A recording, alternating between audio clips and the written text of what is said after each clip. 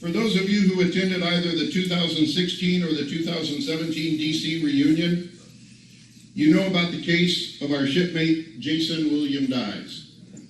And for those of you who don't, Jason, also known as Bill, served on Horne during Desert Storm, and upon return from the war, was given orders to EW school at Corry Station, Florida. On June 18th, he called a relative and said he was sending some packages. And that was the last time anybody ever heard from Jason Dyes. He never showed up in Florida. Nobody's ever heard from him since. And he's been missing nearly 28 years now. His cousin, Rachel Burke, who I hope is watching us tonight, spearheaded an effort to find out what happened to Jason. She was only 9 years old at the time of his disappearance. That effort finally started getting some traction shortly after our 2016 San Antonio reunion. That's when NCIS opened up a cold case investigation led by Special Agent Mark Smeester out of Florida. Then we had a great presentation by an NCIS agent, Special Agent Scott Smith in Washington, D.C., who updated us on the investigation and the NCIS in general. And tonight, I'm very pleased to have with us Special Agent Sean Keefe with the NCIS Cold Case Homicide Unit. Sean received his degree in Forensic and Investigative Sciences through West Virginia University. At the start of his professional life, he served in the Miami-Dade Police Department, working in the Criminal Investigations Laboratory. Following that, he chose to pursue federal law enforcement and joined the United States Secret Service, where he served under Presidents George W. Bush and Barack Obama. In 2011, he transferred to NCIS. His first duty station was right here in San Diego, where he served on a Special Victims Unit for 3.5 years. In 2015, he deployed as the Special Agent Afloat aboard USS Essex, LHD-2. In 2016, he returned from deployment and received a special assignment as a counterintelligence task force member with the FBI here in San Diego. In 2017, he received a permanent change of duty to Naval Air Station Lemoore, California, where he currently serves. He was selected that same year for the highly competitive Cold Case Homicide Unit. He is currently responsible for all unsolved murders and missing persons cases in the Southwest United States holding a Navy nexus. Please welcome Sean Keefe.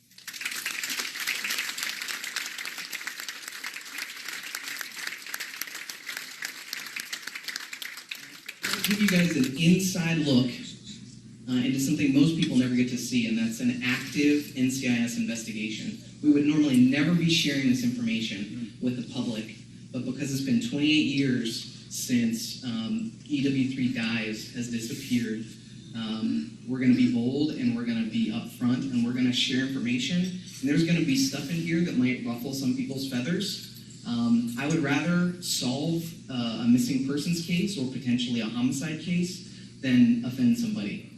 So if I offend you, I apologize, because there's going to be some information shared about shipmates aboard the USS Horne. And you'll see that along here. We're just sharing facts of what we know, what we've discovered in our investigation, and I'm basically asking you for help, because there's a lot of information that we don't know as NCIS that only you guys, those who served with him, have.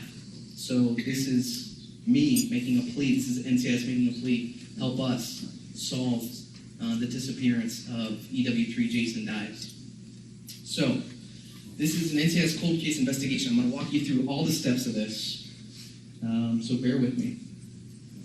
Okay, so it's considered a missing persons case, endangered. I know I'm part of the cold case homicide unit, but we're also involved in any missing persons case because ultimately we don't know where Jason is. And so who was EW3 Dyes? There's a picture from his cruise book. How many people remember that return to home port from Desert Storm? That picture there. Yeah, a few people.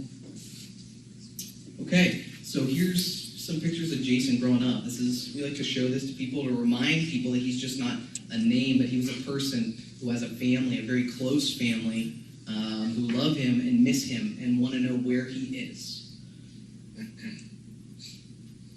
So this is his mom and his dad. His dad died, I believe, in 1979. He was a military veteran as well. His mom is still alive, to my knowledge.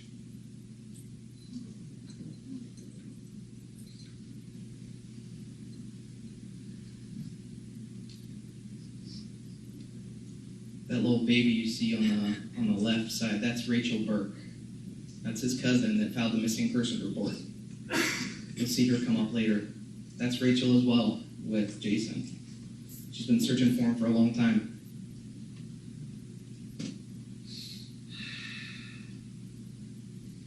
Okay, so here's his Navy career.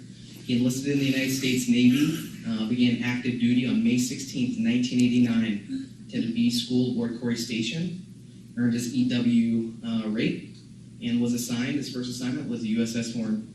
And he arrived on board in December 1990.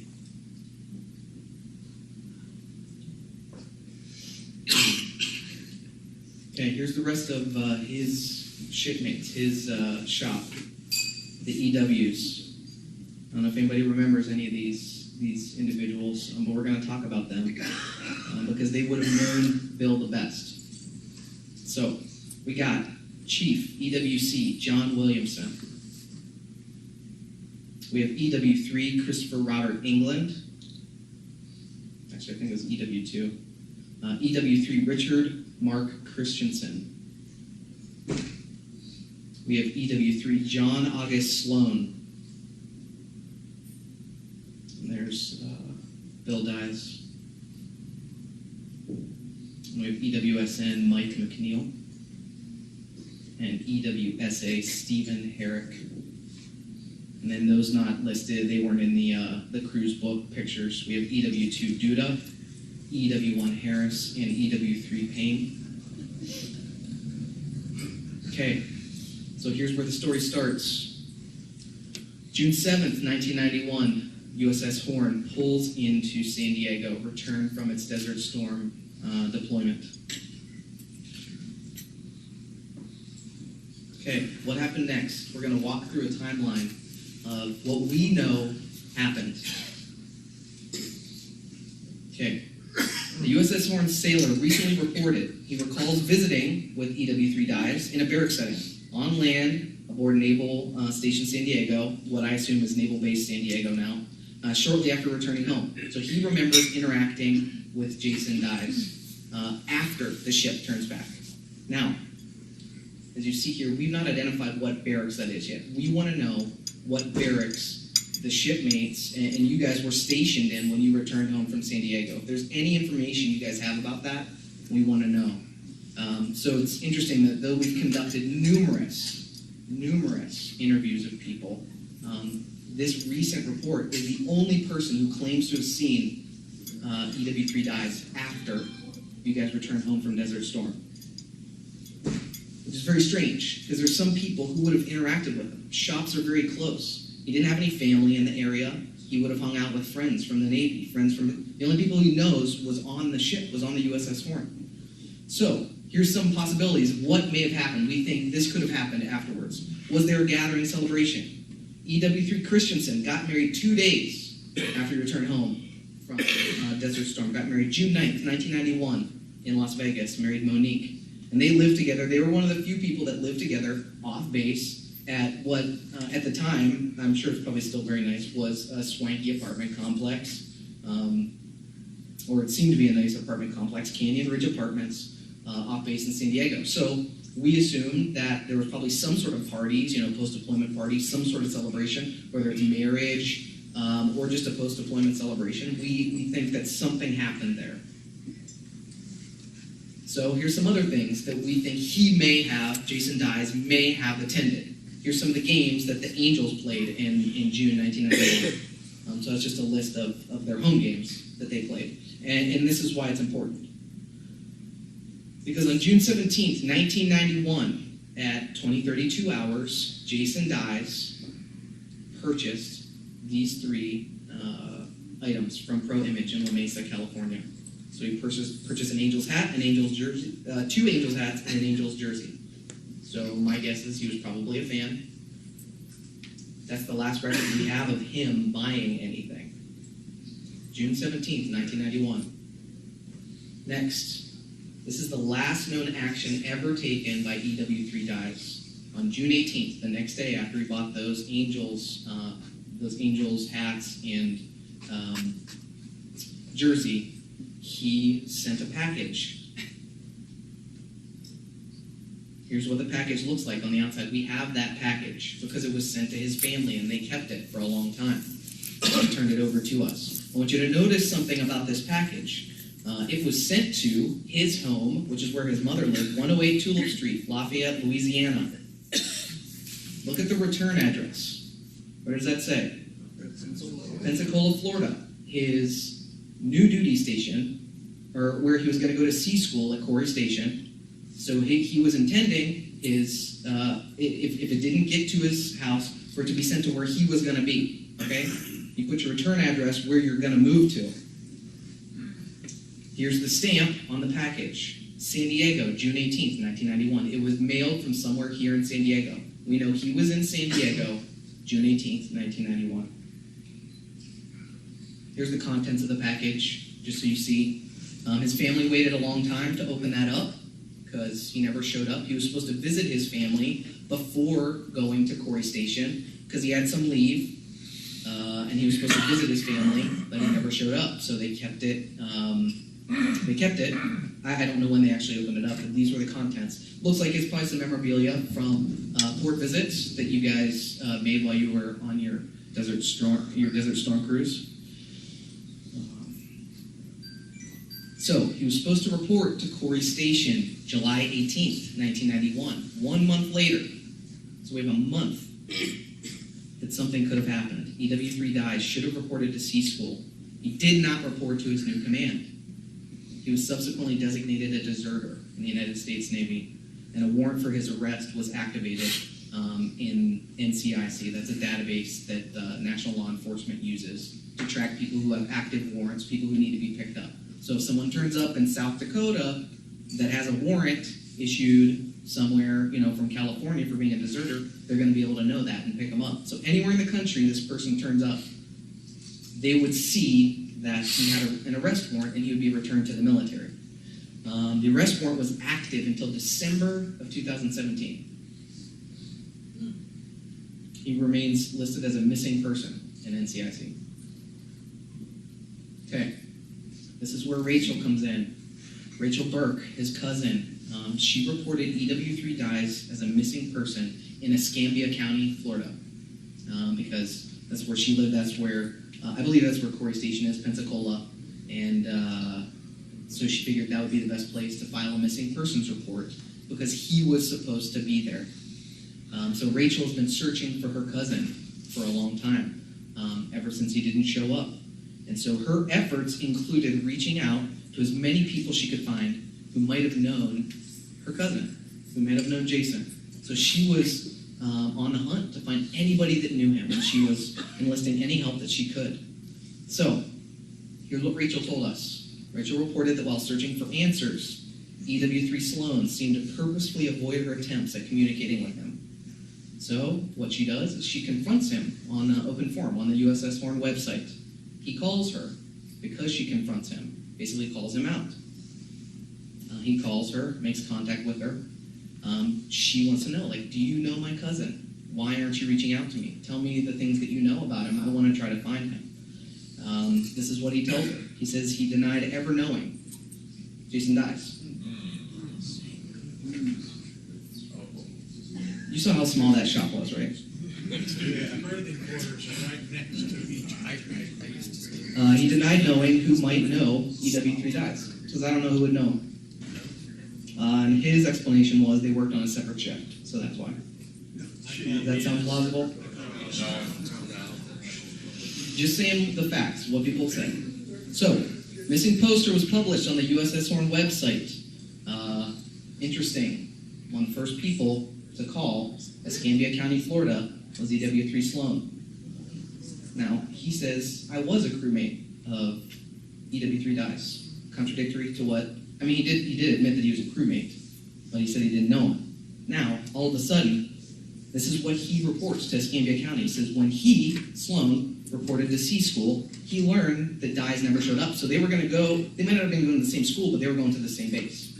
So he learned, oh, he never showed up. So he called Escambia County, whatever, 2013, 2014, and decided to make this report. He said he telephoned the USS Horne and talked with EW3 Christensen. Remember, that was the guy that lived off base with Monique, who he married 2 days after he returned. Said he telephoned USS Horne in 1991 and talked with EW3 Christensen. EW3 Christensen, this is according to Sloan, said that Dyes had been caught in New York while attempting to cash a check using military identification. That's all he said. Nothing further. This is what he reported to the Florida police. So, that could potentially be sign of life of someone, right? We're looking for signs of life of someone. And we have a shipmate the same year saying he was caught in New York trying to cash a check using military ID. I don't understand what that means. I didn't know it was illegal to cash a check using military ID, but...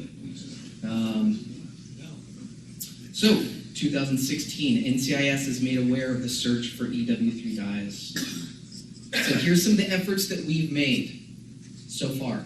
So we've gotten mitochondrial DNA. That is DNA from the maternal side of Dyes' family. So we got DNA from his mother's line, and we put it into a database to compare against all missing person, unknown persons that, that may have shown up, that remains turn up and are never identified, and they compare it against this database.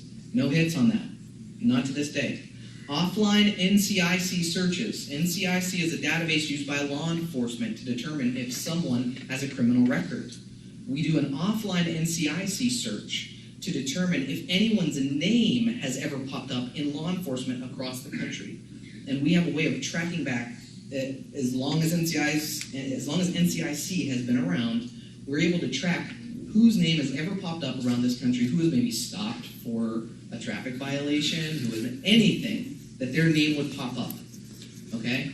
So remember, we just heard that EW3 Christensen said that he was caught in New York for cashing bad checks, right? That means police involvement. That means they would have run his name. That means he probably would have been arrested. No hits.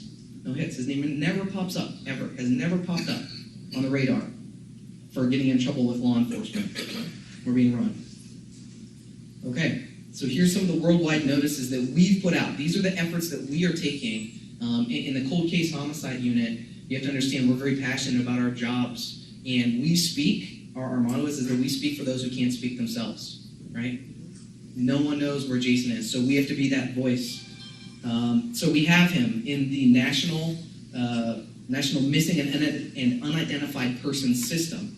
So he has a notice that is in this system that is monitored nationwide. There's a dedicated analyst that's assigned to his case that looks for any sort of sign that he might be around. So he's in the NAMUS system.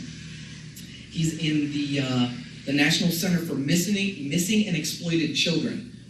You're probably wondering why children. Anyone that's 20 and below is considered a child to NCMEC. And so he was 20 years old at the time of his disappearance. And so he is listed on that website. It shows the story of what I'm telling you right now, where he was supposed to go from San Diego to Lafayette, where he was going to visit his family. So there's a dedicated analyst at NCMEC who monitors this consistently. We have the VICAP. This is the Violent Criminal Apprehension Program run by the FBI. And what that does is not only does it put out an alert and an awareness that if this person ever turns up, or if his remains ever turns up, that also hits on something, but it also sends it out to thousands of law enforcement agencies that participate in this to say, hey, has this person ever shown up? Is this a body that you ever found? Is this an individual that you ever arrested? Still, no hits. Dedicated analyst, once again, to this case on VICAP. And this one, these are very rare, but that's how important this case is. There's a yellow notice put out by Interpol. So worldwide, law enforcement agencies around the world, if he would have shown up, Mexico, Canada, any place around the world, he would have shown up somewhere. This notice is out to let people know We're looking for him. We want to know where he's at. So those are some of the efforts that we're taking to try to locate him. Now, what I want to talk about is, was he really a deserter? I want to throw it out to you. I want you guys to start to ponder. I want you to process this case with me. Let's look at the facts of what we have. Look at some of the things that contradict one another. Look at some of the information we have about some of his shipmates. And I want to start a conversation, is what I'm trying to do. So, was he really a deserter? So our interaction with EW3 Sloan. Sloan said he learned from EW3 Christensen, right? The guy who got married 2 days after we returned. Sloan, the guy who, was avoiding Rachel Burke. He said he had been caught in New York attempting to cash a check with military ID. He avoided Rachel Burke, then denied knowing EW3 dives. To this day, he has avoided an interview with NCIS. We have tried to, we can't force someone to interview us, or to speak with us. He will not speak with us. Sloan's story of calling the USS Horne to talk to Christensen doesn't make sense. I spoke with someone who was an expert on the telephone systems on the USS Horne in 1991. He said that doesn't make any sense. People don't call the ship to talk to somebody else. They call to maybe leave a message, they call to do those things. It's not like today where there's cell phones or there's multiple lines that you can call in and talk to someone. That's not the way it worked in 1991. So that story doesn't seem to make a lot of sense from what Sloan told us that Christensen said. So, interaction with his chief, E.W.C. Williamson. According to Williamson, EW3 Dives was not very likable, at least not to him. Some shipmates warned him EW3 Dives was going to desert from the Navy. So he said, oh yeah, people told me that he was going to desert. He wasn't going to show up to his next duty station. EW3 Dives, and he said that EW3 Dives intending on deserting was common knowledge. He said that everybody knows this. Everybody knows that he's pretty vocal about not reporting to his next duty station, that he hates the Navy, he doesn't want to be in it, he wants out, and he's not going to report. Williamson also said that EW3 Dives was a poor sailor who was frequently in trouble with command, who went to captain's mast frequently, was basically just a trouble sailor. And a lot of people didn't like him. Now, EWC Williamson sent a letter March 25th, 1992. Okay, that's almost a full year after he went missing. He sent a letter and a package to the Navy Absentee Collection and Information Center, NASIC. I'm going to give you a glimpse into what he sent. This is, now keep in mind, this is coming from his chief to a missing sailor. Here's the letter that he writes. I'm going to read it to you. As you can see from some of the literature, Mr. Dives is a gun survivalist nut and could be armed. He had over 500 pounds of gun magazines, Soldier of Fortune, Anarchist Cookbook, which is a book about how to make bombs, guns and ammo. Even though he doesn't look very threatening, he's one of those people I never turn my back to. I know Priscilla Dye is his mother. His father is deceased. I hope you like the pictures. Keep me informed. If I get any more information, I'll forward it on to you. P.S. The photo of him not in drag. He wears round-rimmed glasses. He's blind without them. Here's pictures. The pictures that he sent to NASIC. The missing sailor from your crew, this is what he sent. He sent 2 pictures of him in drag from the crossing and line ceremony in his cruise book photo. Yeah, that was part of the fun. Yeah. So the fact that he had these photos a year later, saving them, and it seems to be defamatory in nature that he wants to send a picture showing him in drag. People, that's what it appears to be. I think it's pretty clear that Williamson didn't like Dives. However, here's what we also found out. EWC Williamson was unable to recall who told him that Dives was intending on deserting. He just didn't remember.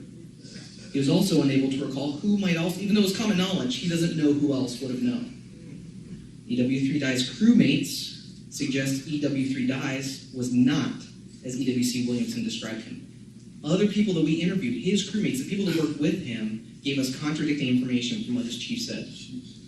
The reference to over 500 pounds of gun magazines in EWC Williamson's correspondence is unreasonable to this point. We found no evidence to suggest that.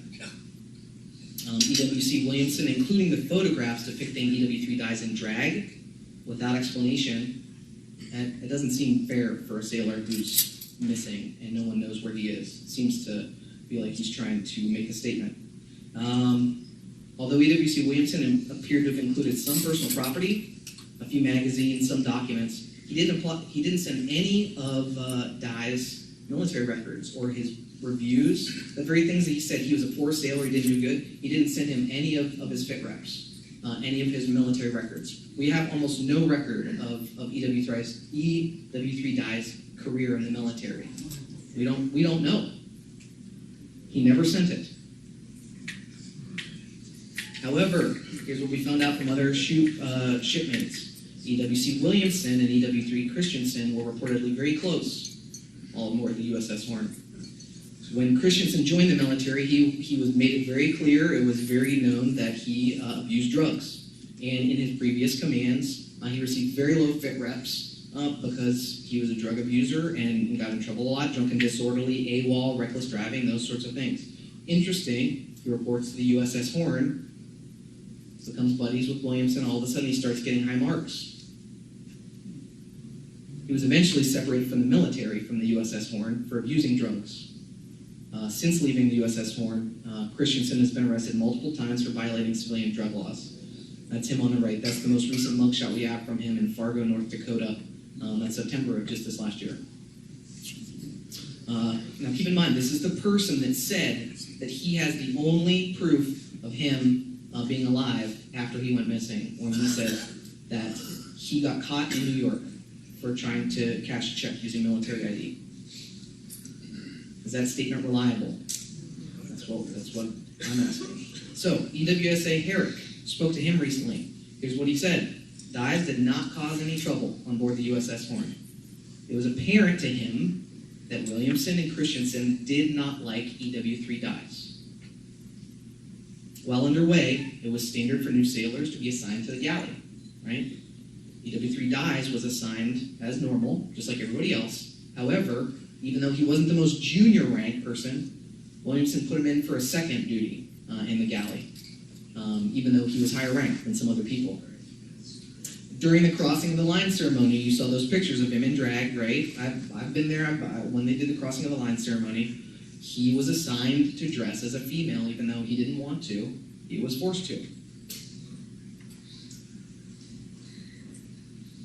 Captain Barnett, we spoke with Captain Barnett, who's here.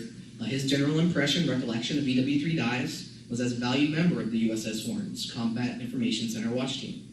And according to Captain Barnett's recollections, they're consistent that Dyes was not charged with offenses as suggested by Williamson in England.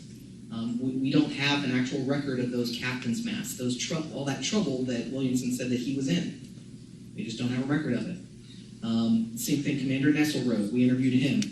He recognized that he endorsed EW3 Dyes' rating conversion, which is indicative that he was a successful professional. He wouldn't have put him further for advancement if he was a troubled sailor. He recalls Dyes wanted a new challenge. EW was not a challenge enough for him. He wanted to be a cryptologic technician, which is part of what his training was, the incentive of going to Corry Station. He was on the career track to advancement. Like, he was going to go to a very coveted sea school in Corry Station, a place where he wanted to go. Okay, this is a place he wanted to go. And the same thing as Captain Barnett, Commander Nesselrode's recollections are consistent with EW3 Dyes not being charged with offenses as suggested by Williamson and EW3 England. Okay, so what's left? Here's our theory. Here's what we believe. Here's why we believe he did not desert. Well, we believe he did not turn his back on the United States Navy, but something else happened to him.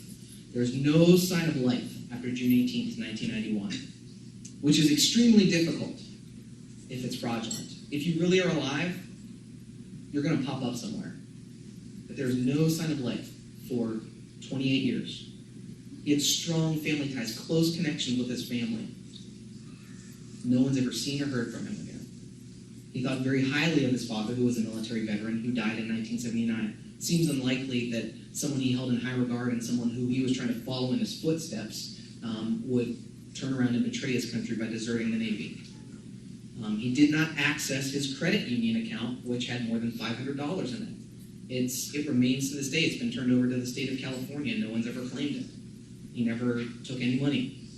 He was not able to travel independently. To our knowledge, to our recollection, all the information that we have, he did not have a driver's license entering into the United States Navy, never obtained a driver's license, didn't have time, he didn't have a car. So how was he intending to get to Corry Station? This is one of the things that we don't know.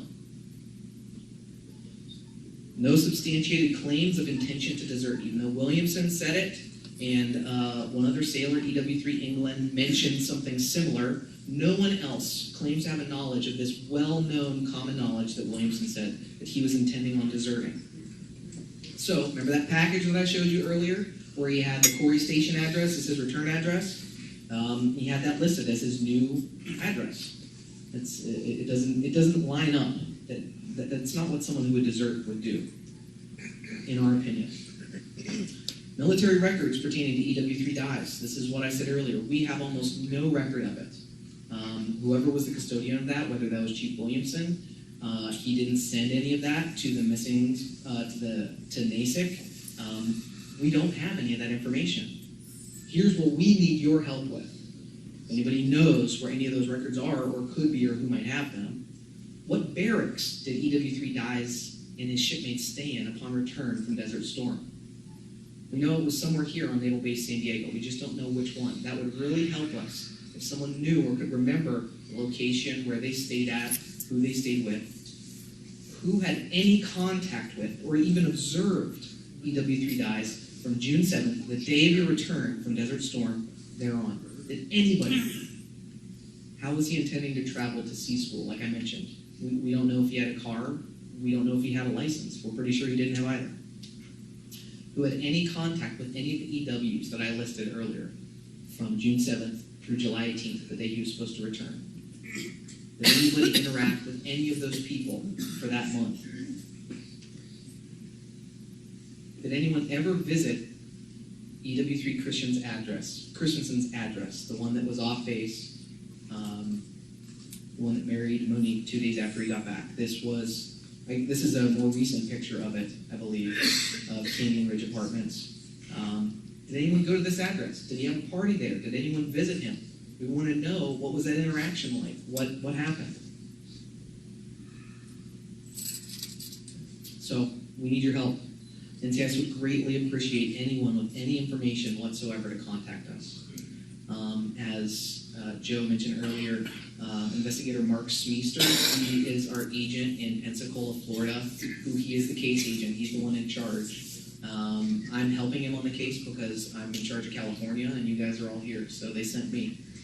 This is Mark Smeester's contact information. I spoke with him today. He said he wants all of you to have it. If you have any leads, any tips, any information that could help us, even just move a little bit forward to find more information, please don't hesitate to reach out to us. There's also ways to leave anonymous tips. If you go on the NCIS website, which is www.ncis.navy.mil, you can leave anonymous tips if you don't feel comfortable coming up and speaking with me. I'm going to hang around here. I'm not leaving until tomorrow. I'm going to hang around here at the end of the night. I'll be in the back. I'll be out here. If anyone has anything that they want to talk about or share, or any information that could help us, that's the whole reason that I'm down here. So, with that being said, we need your help. Hopefully this was informative. I wish I could give you better news. I wish we solved the case. We know where he is. We know what happened to him, but it's not. It's still a mystery. He's still a missing person, and he was your shipmate.